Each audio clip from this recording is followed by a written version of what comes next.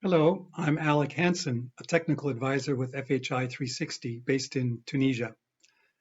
In 2017, we took a risk using a cluster approach on a project where the conventional wisdom said you can't do it that way.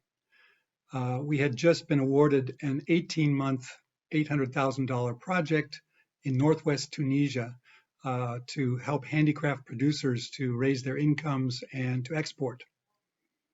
People who had worked in this sector for years basically said clusters are really hard in Tunisia anyway, but especially in a rural area working with less educated women, it's just not going to work. The results have exceeded our expectations. The women's cooperatives that we're working with have gotten certified, they've begun exporting, they're online, and they have more confidence in their abilities. We think it succeeded for two main reasons. It was evidence-based, and at every step of the way, we figured out how to be genuinely inclusive. And that set up a positive cycle of mutual confidence and trust, which is absolutely key. Our evidence base came from an in-depth analysis that we had just completed for the World Bank of the essential oils value chain. So when we saw the tender for a handicraft project, we realized that we had a good understanding of the constraints to growth. We not only had the numbers, but based on lots of interviews and focus groups, we had the story behind the numbers. Almost all of the essential oils come from wild plants collected by local women from state-owned forests. Most of these women were being exploited by large companies that acted like a cartel and paid them below minimum wages.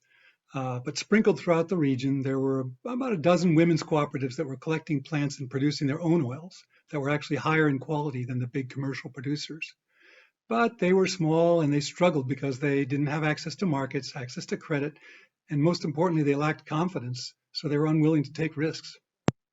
So we formed a cluster working group where 8 or 9 of those cooperatives, as well as several other stakeholders, about 40 to 50 people in all, met every 2 to 3 months and jointly carved out an agenda for how to improve their lives.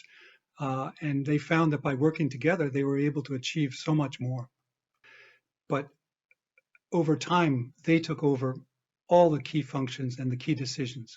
What markets shall we be studying? What kind of new packaging do we need? As you can see behind me, the new packaging is one of the things that they're most proud of because they've really been able to sell their products much more effectively with this.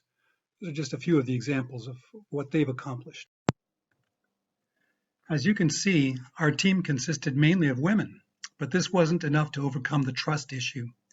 These cooperatives didn't trust the government at all, and their experience with other donors who seemed to come and go sporadically didn't make them want to trust us in the beginning either.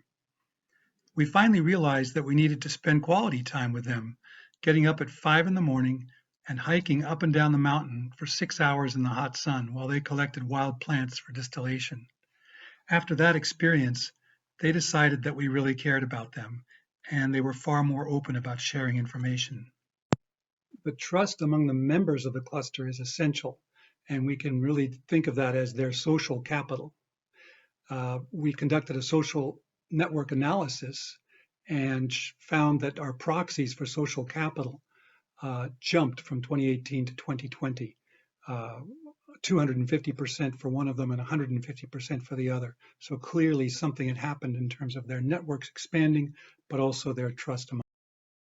And we're excited about this project because here we have a region in conflict with a poor history of collaboration, working with relatively poorly educated women, and the cluster is being institutionalized and will clearly outlast our intervention. I will never forget my conversation with one of the cooperative members. I had asked her, what difference has this made in your life? Are there things that you can buy that you couldn't buy before? And she said, oh, buying. The most important thing to me is that he can no longer control when I come and go. And with that, I realized this has had a much broader and deeper social impact on their lives than I had even imagined.